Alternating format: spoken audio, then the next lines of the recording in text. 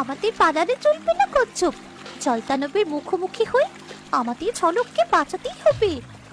কিন্তু আমরা এভাবে দানবকে ঠেকাতে পারবো না।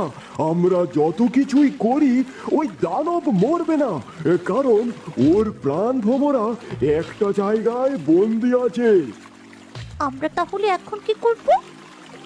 আমাদের সর্বপ্রথম এই প্রাণ ভোমরা খুঁজে বের করতে হবে। কচ্ছপ, তুমি কিরণকে নিয়ে ওই প্রাণভ্রমরা খুঁজতে যাও, ততক্ষণে আমি জলদানবকে আটকাচ্ছি। কিন্তু রাজকুমার, তুমি কি একা পারবে? তুমি এত কিছু ভেবো না কিরণ, তোমরা যাও। ঠিক আছে কচ্ছপ, চলো। কিন্তু আমরা আরো জানি না ওই শয়তানের প্রাণ ভ্রমরা কোথায় আছে। ঠিক আছে কিরণ, চলো।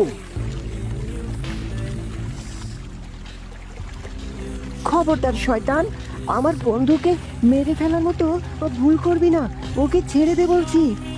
জলদানব, তুমি যতই শক্তিশালী হও, আমি তোমাকে থামাবই, শুধু বন্ধুদের জন্য নয়, আমার বিশ্বাস আর সাহসের জন্য।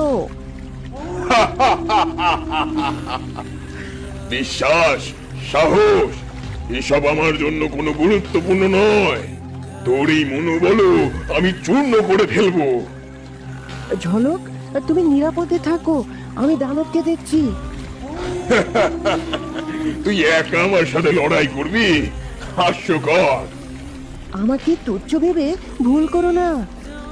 এবার দেখবো তুই কিভাবে আমাকে একা পরাজিত করিস।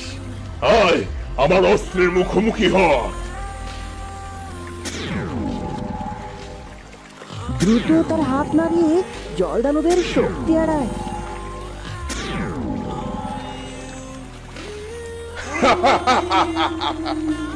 বোকা রাজকুমার, তোর একটি আঘাতও আমার উপর প্রভাব ফেলতে পারবে না।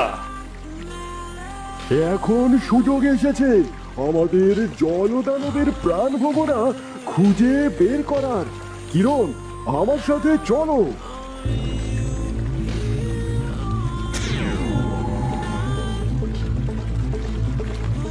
কি শৈলদল কোথায়?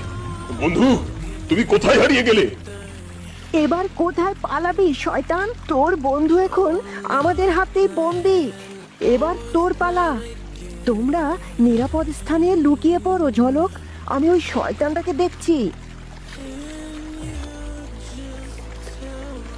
কচ্ছপ, আমরা এখানে সবচেয়ে বিপজ্জনক অংশে যাচ্ছি। দানবের প্রাণ ভ্রমরা আমাদের সাবধানে খুঁজতে হবে।